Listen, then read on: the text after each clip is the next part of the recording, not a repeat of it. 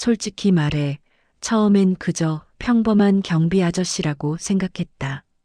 매일 아침 출근할 때마다 밝게 인사하고 엘리베이터 앞까지 달려와 문을 잡아주고 퇴근길엔 내 표정만 봐도 오늘은 힘들었죠? 라고 말을 건네던 사람. 그냥 착한 분이라고만 생각했다. 그날 아침도 그랬다. 사무실 복도로 들어서자마자 그 아저씨는 이상하게도 내 책상 서랍 속까지 이미 알고 있는 듯 말했다. 어제 떨어뜨린 서류 3번 서랍 뒤쪽에 들어가 있더라고요. 출근하면 찾으실 것 같아서 제가 미리 꺼내놨습니다. 나는 소름이 돋았다. 내가 서류를 잃어버린 건 나밖에 모르는 일이었으니까. 그러나 진짜 이상한 건 그게 아니었다.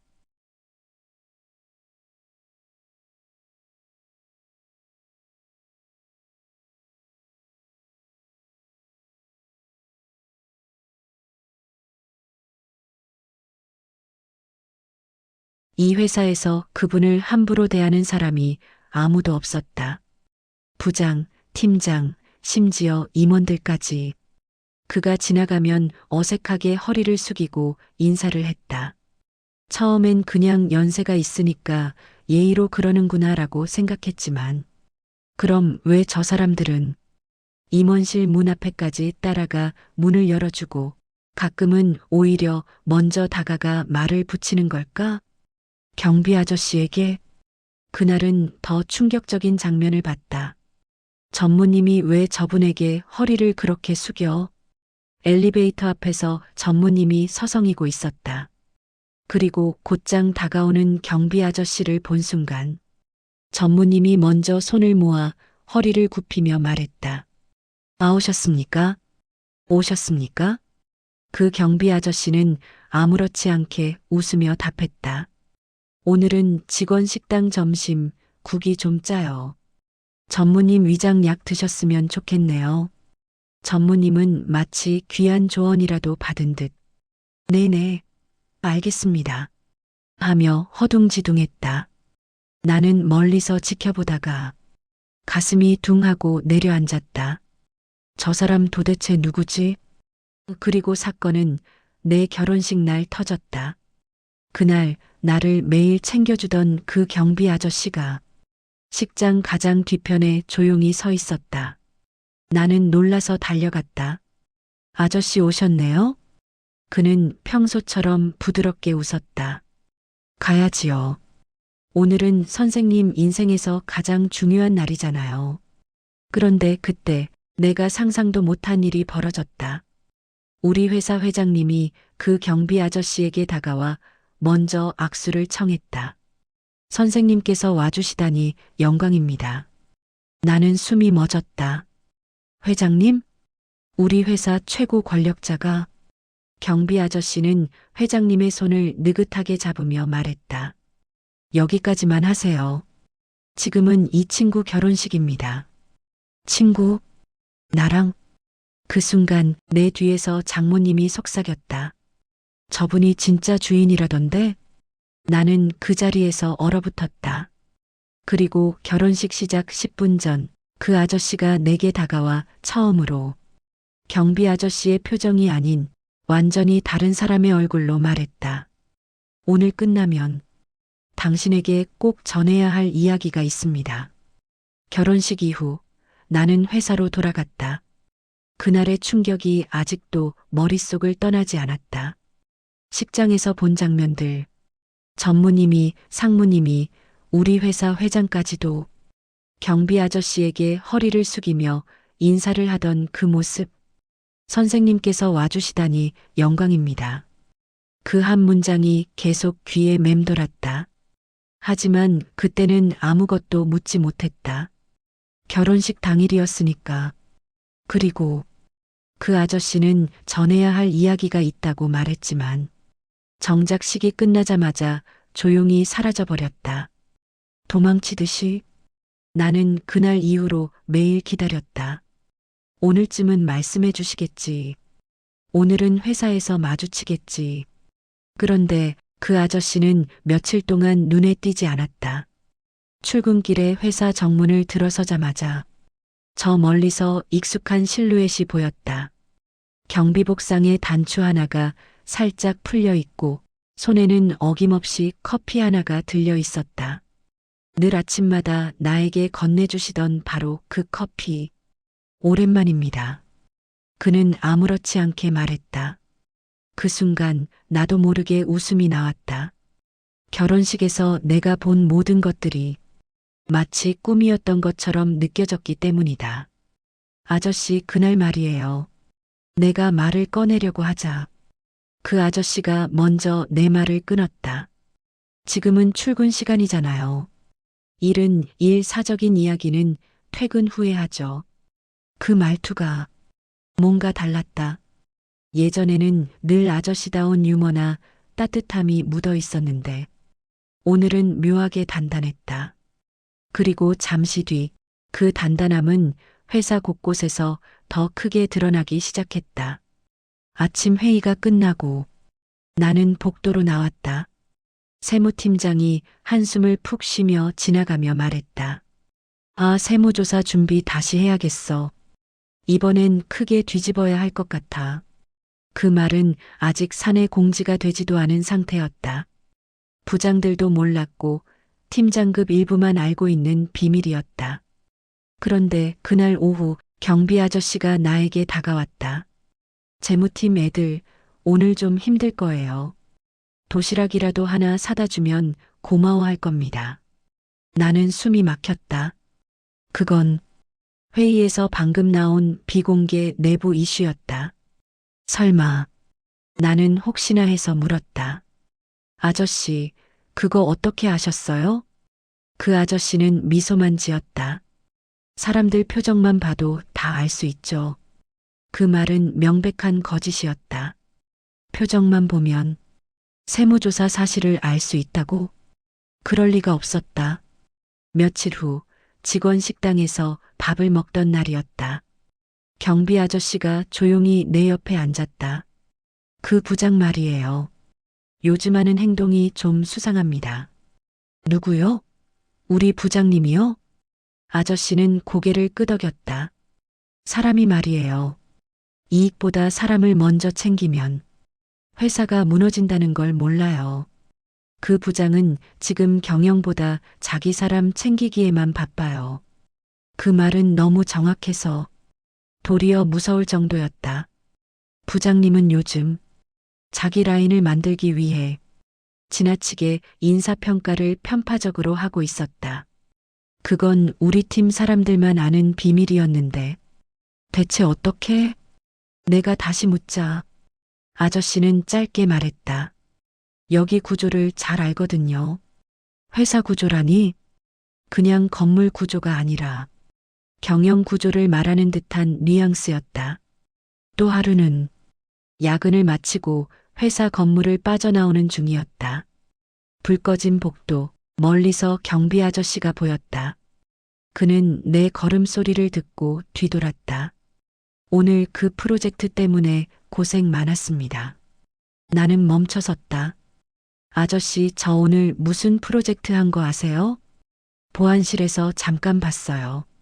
회의실 시동에서 혼자 자료 정리하시던데. 나는 뒤통수까지 얼어붙었다. 보안실 CCTV, 보안실 직원이 아닌 경비 아저씨가 CCTV 전체를 볼 수 있다는 건 말이 안 됐다. 나는 조심스레 물었다. 아저씨가 거기 들어갈 수 있어요? 그는 애매하게 웃었다. 필요하면요. 필요하면 들어갈 수 있다? 대체 어떤 권한을 가지고 있는 사람이어야 그런 말을 할 수 있을까? 어느 날은 내가 작성한 보고서를 들고 복도를 걷고 있었다. 아저씨는 그것을 힐끔 보더니 말했다. 여기 숫자 0.5%만 수정하면 대표님이 바로 결제할 겁니다. 나는 웃었다. 아저씨, 이건 엄청 복잡한 내부 수치라 경영 보고할 때나 쓰는 거예요. 보통 사람들은 잘 몰라요. 그런데 그 아저씨는 내가 말한 숫자의 의미를 정확히 꿰뚫고 있었다. 그거 ROI 기준선이죠? 조금만 손보면 기준 넘길 수 있어요. 나는 미친 듯이 놀랐다. ROI를 아는 경비, 투자 기준선을 이해하는 경비, 보고서 일부 수치만 보고 결제 가능성을 단번에 파악하는 경비. 이건 절대 경비가 아니다. 내가 모르는 나의 과거까지 꿰뚫고 있었다.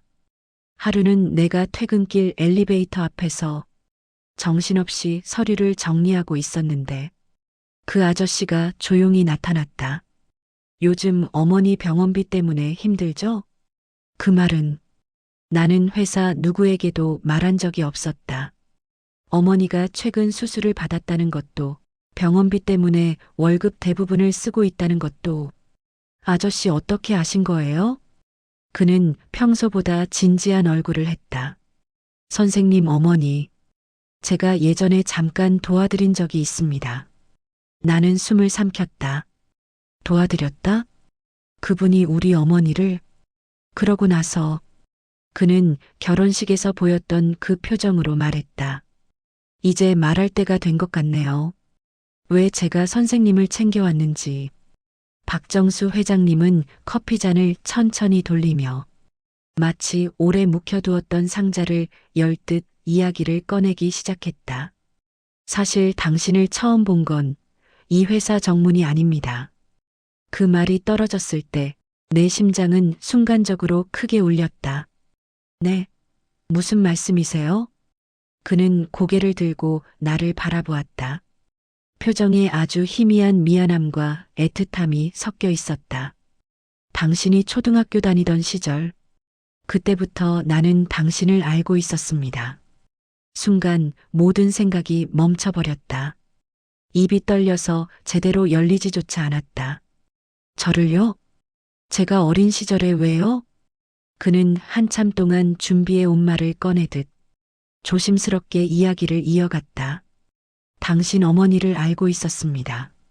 정말 숨이 멎는 줄 알았다. 저희 어머니요? 나는 의자 끝을 부여잡았다. 머리가 어지러워졌다. 회장님은 고개를 끄덕이며 멀리 어딘가를 보는 듯한 표정으로 말했다.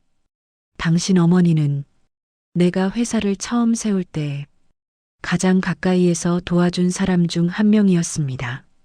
나는 한동안 아무 말도 하지 못했다. 왜냐면 어머니는 내가 20살 때 돌아가셨기 때문이다.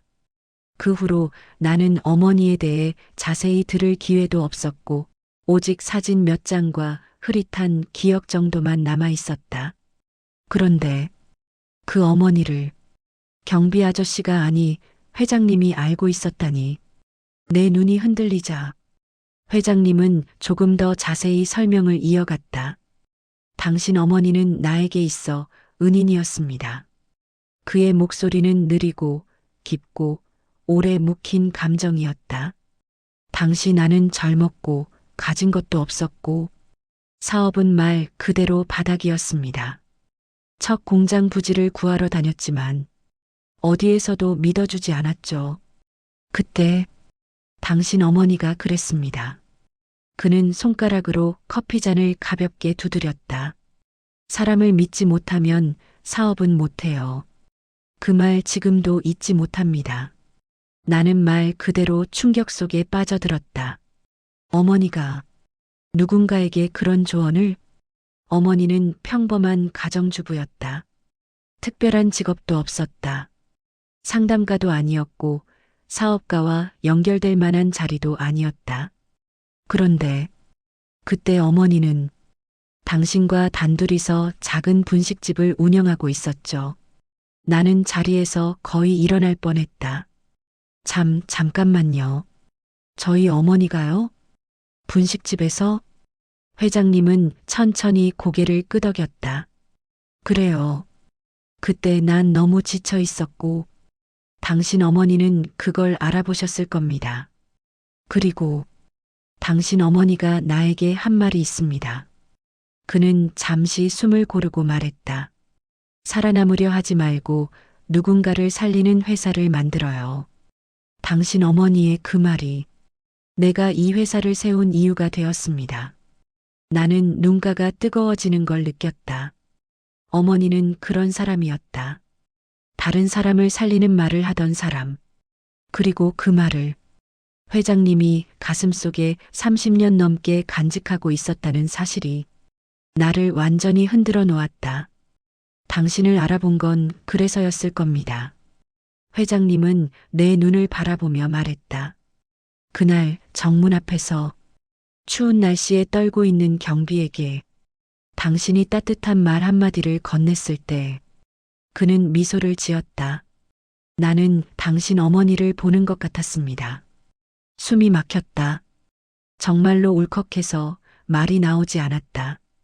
그리고 더 놀라운 사실을 알려주지요.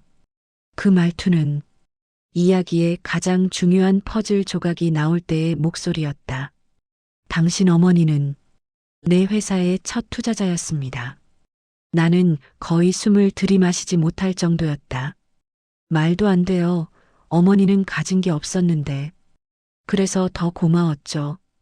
그분은 가진 게 없었지만 나를 믿고 시간을 투자했습니다. 그는 고개를 끄덕이며 말했다. 아이를 키우면서 가게를 하면서 밤마다 공장 바닥 청소를 해주며 지켜본 사람이 바로 당신 어머니였습니다. 나는 그 말을 듣고 온몸이 차가워졌다. 내가 몰랐던 어머니의 삶. 어머니가 누군가에게 남긴 흔적. 그리고 그 어머니가 오랜 시간 동안 한 사람의 인생을 바꿨다는 사실. 그래서 난 오랫동안 당신을 지켜봤습니다. 드디어 내가 온몸으로 느끼던 복선의 핵심이 터졌다. 경비실에 앉아 있으면서도 회사 서류를 정리하면서도 나는 당신을 보았습니다. 그는 고개를 들어 나를 똑바로 바라봤다. 당신은 어머니를 정말 많이 닮았어요. 그 말이 떨어지자 나는 더 이상 버티지 못했다. 눈물이 천천히 그리고 뜨겁게 흘렀다. 말하지 않아도 알 것 같았다. 왜 나를 챙겼는지, 왜 나를 눈여겨본 건지, 그리고 왜 그동안 자신의 정체를 숨기고 있었다는 건지. 회장님은 마지막으로 조용히 말했다. 나는 당신에게 이 회사를 맡길 준비를 하고 있었습니다. 당신이 모르는 사이에 당신에게 회사를 맡기고 싶습니다. 박정수 회장님의 마지막 말은 방 안의 공기를 완전히 바꿔버렸다. 나는 당신에게 이 회사를 맡길 준비를 하고 있었습니다. 그 한 문장을 듣는 순간 나는 내 심장이 큰 고동을 울리는 걸 느꼈다. 침묵이 흘렀다.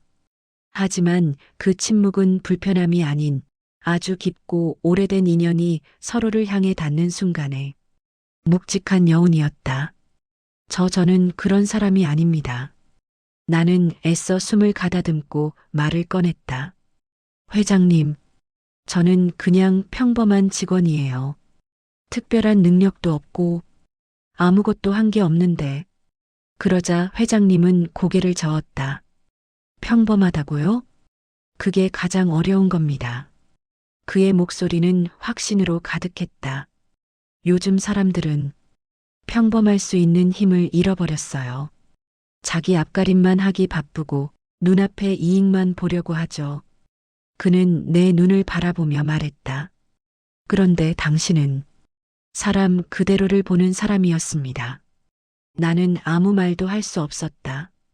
그의 말은 과장도 미화도 아니었다. 마치 오래전부터 날 알아왔던 사람처럼 흘러나오는 진심이었다.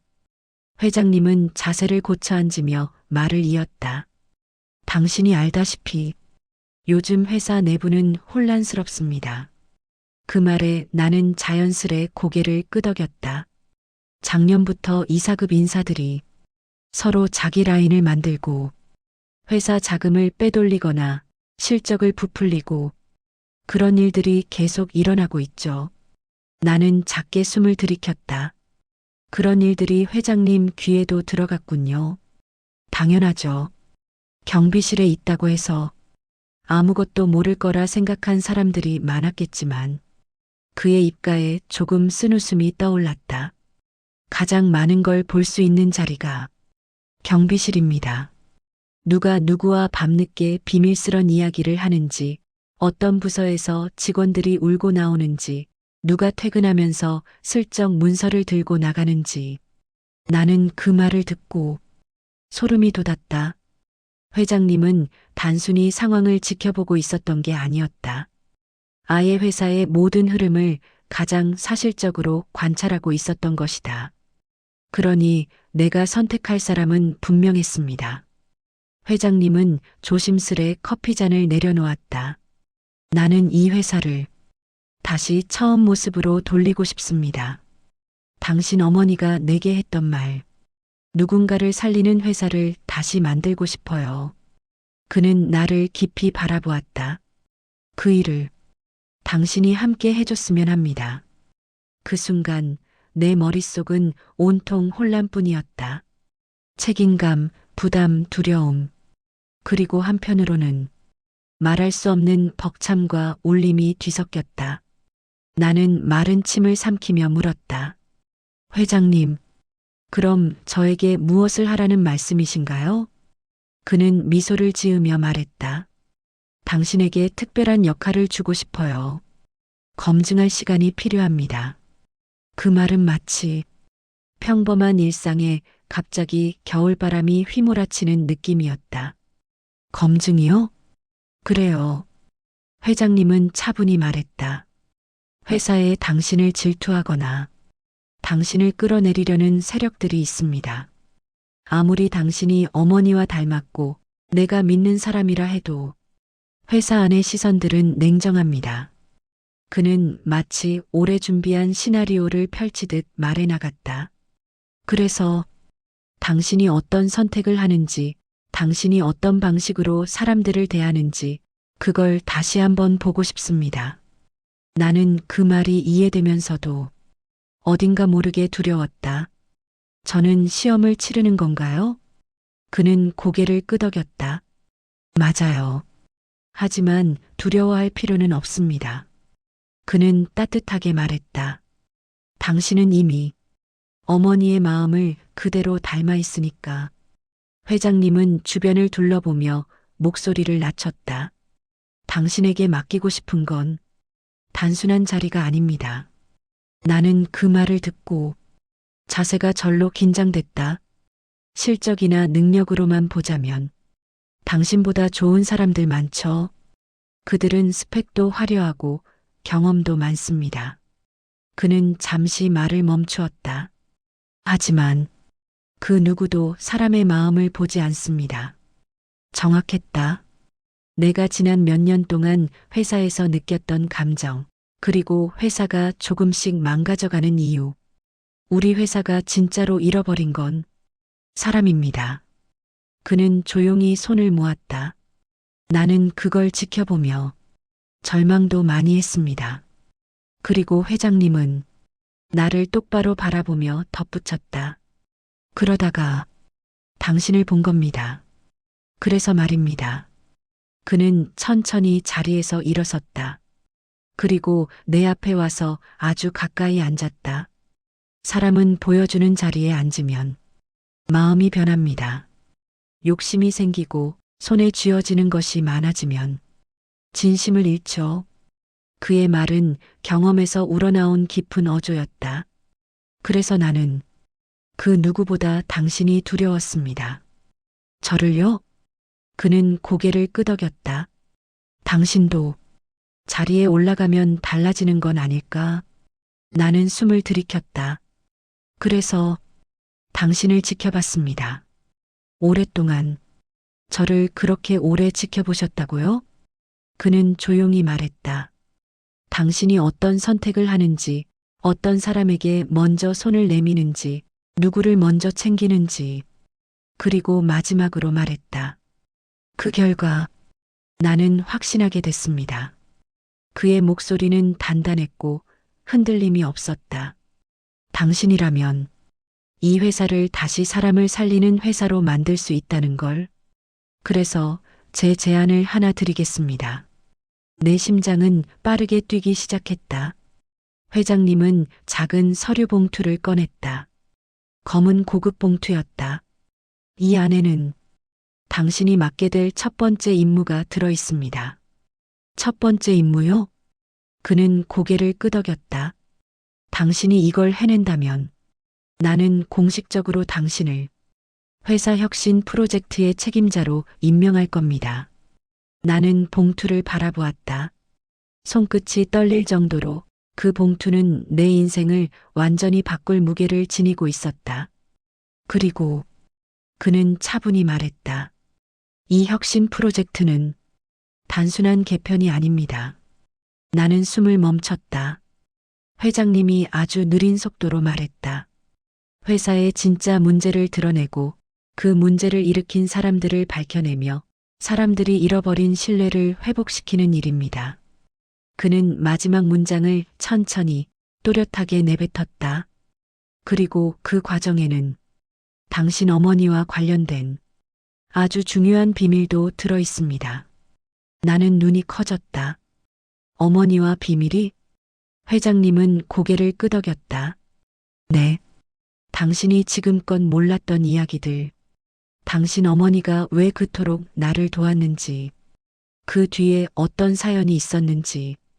그는 잠시 말을 멈추고 나를 바라보았다. 이제 당신이 알아야 할 때가 된 것 같습니다. 경비실 안은 수만 번 들이쉴 틈 없이 조용했다. 마치 오래된 시계가 멈춘 듯 시간 전체가 정지한 것만 같았다.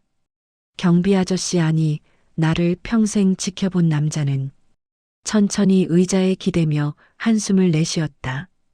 그래, 이제는 말해야겠지.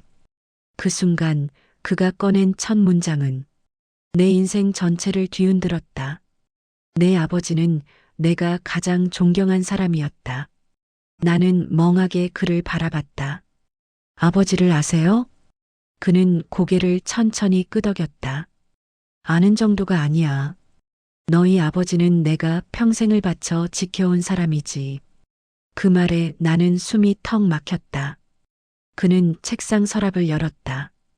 떨리는 손으로 오래된 서류 봉투 하나를 내밀었다.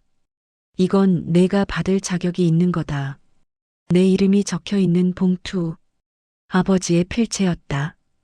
그리고 그 아래 아주 작게 적혀 있는 이름. 강도윤. 경비 아저씨의 본명이었다. 내 아버지는 이 회사를 세웠다.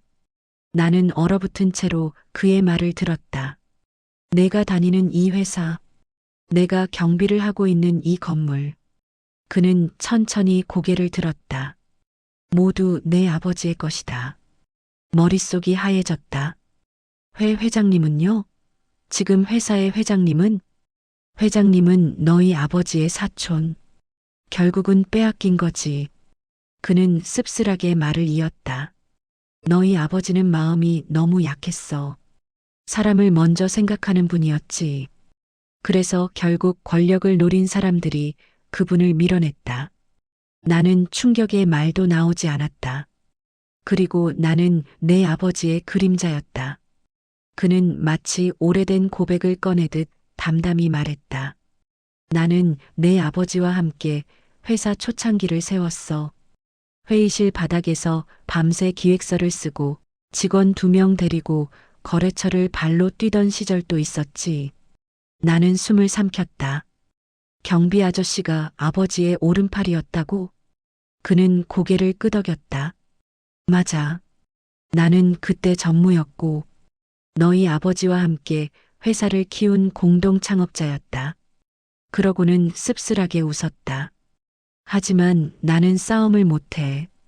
정치도 못하고 로비도 못하고. 그래서 아버지가 쫓겨날 때 나도 함께 쫓겨났지. 그가 팔짱을 풀며 말했다.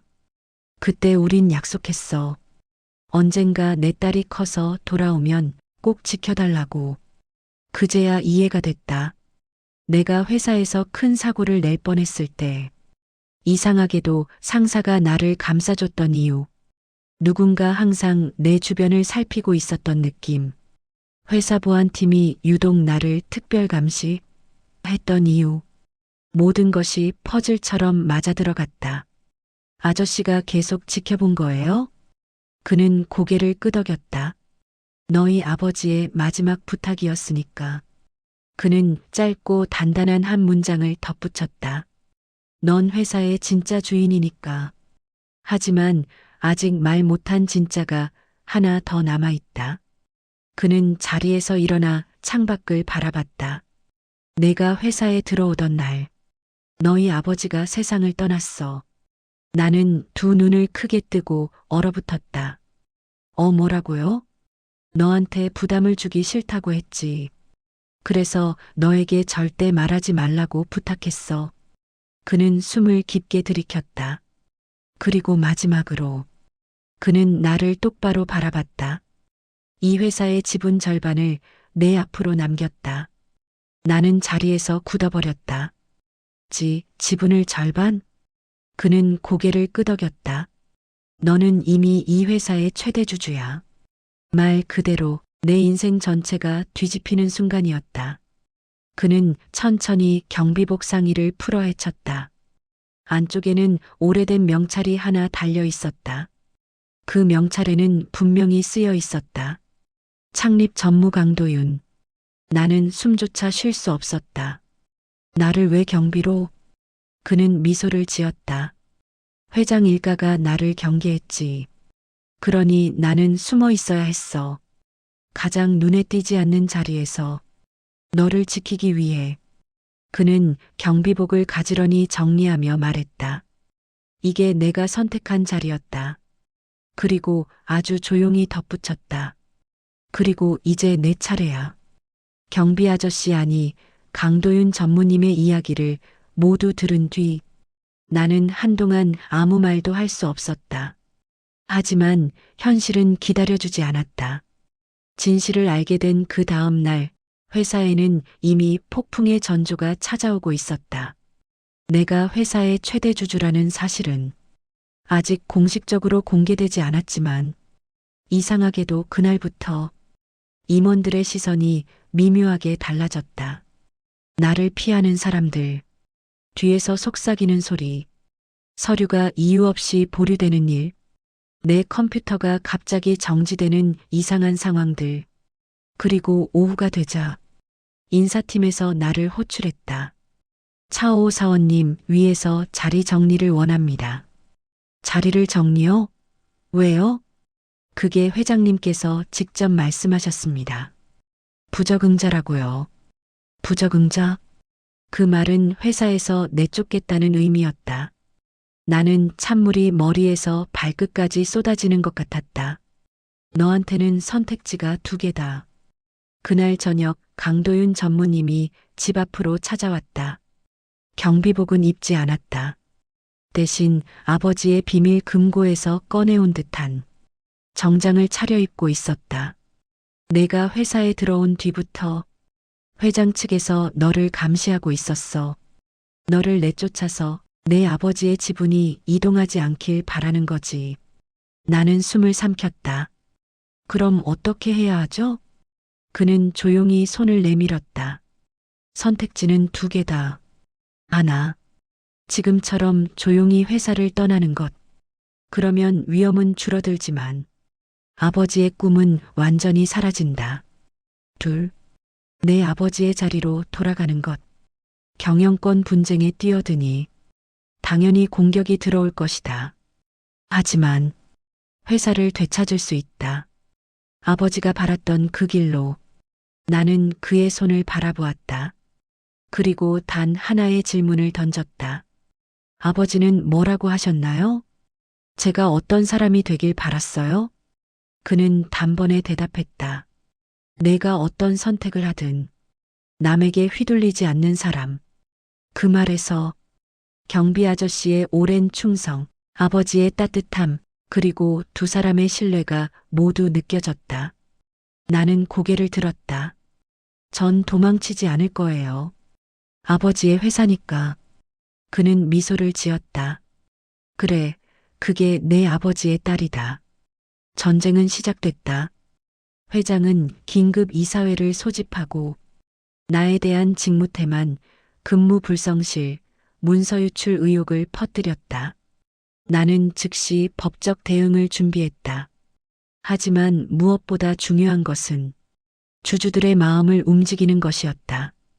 강도윤 전무님은 지하 주차장 구석의 오래된 창고에서 하나의 상자를 꺼냈다.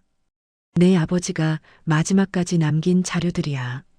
상자 안에는 아버지가 직접 작성한 초창기 사업 계획서, 고생했던 직원들의 이름, 그리고 회사가 가져야 할 철학이 적혀 있었다. 주주들은 숫자만 보는 게 아니다. 이 회사의 시작을 기억하는 사람도 있다. 그는 말했다. 그들을 움직여야 한다. 주주총회가 다가올수록 이상한 일이 계속 벌어졌다. 내 이메일이 해킹당하고 내가 하지 않은 말이 임원들 사이에서 퍼지고 회사를 팔아넘기려 한다는 악의적 루머가 돌고 나를 몰래 미행하는 사람들까지 나타났다. 어느 밤 강도윤 전무님이 거칠게 문을 두드렸다. 지금 바로 이동하자. 왜요? 무슨 일이죠? 회장 측에서 너를 정신질환자로 몰아 입원시키려는 문서가 돌아다니고 있어. 나는 몸 전체가 굳어버렸다. 그 정도까지? 그는 씁쓸하게 말했다. 권력이란 게 원래 그런 거다. 도윤 전무님이 데려간 곳은 아버지가 생전에 운영하던 작은 연구실이었다. 그곳의 금고에는 USB 하나가 있었다. 아버지가 너에게 남긴 마지막 메시지야. 나는 손을 떨며 재생 버튼을 눌렀다. 그리고 들려온 목소리. 우리 딸, 혹시 내가 이 파일을 듣고 있다면 나는 곁에 없을지도 모르겠구나. 나는 그 자리에서 무너져 내릴 뻔했다. 하지만 목소리에서 전해지는 부드러움이 나를 지탱했다. 너는 약하다고 생각할지 모르지만 난 너처럼 선한 사람이 이 회사를 지켜줬으면 했다. 숫자보다 사람을 먼저 보는 그런 사람. 그리고 마지막으로 그리고 도윤이에게 너무 의지하지 말고 그 아이도 상처가 많다. 그 순간 나는 깨달았다. 경비 아저씨의 보호는 단순한 충성 이상의 것이었다. 그 역시 아버지의 마지막 가족이었다. 나는 눈물을 닦고 USB를 집어들었다. 아버지, 제가 해볼게요. 도망치지 않을게요. 드디어 주주총회 날. 입구부터 기자들과 임원들, 회장 측 사람들이 몰려들어 혼란스러운 상황이었다. 나는 강도윤 전무님과 함께 당당히 문을 열고 들어갔다. 회장은 비웃으며 말했다. 여기까지 와놓고 아직 현실을 모르는군. 나는 천천히 걸어 앞으로 나갔다. 현실을 모르는 건 회장님 아닐까요? 모든 시선이 내게 쏠렸다. 나는 USB를 꺼내 프로젝터에 연결했다. 그리고 아버지의 목소리가 회의실 전체에 울려 퍼졌다. 이 회사를 지켜줄 사람은 내 딸이다. 순간 회의실은 정적에 휩싸였다. 그리고 나는 마지막으로 말했다.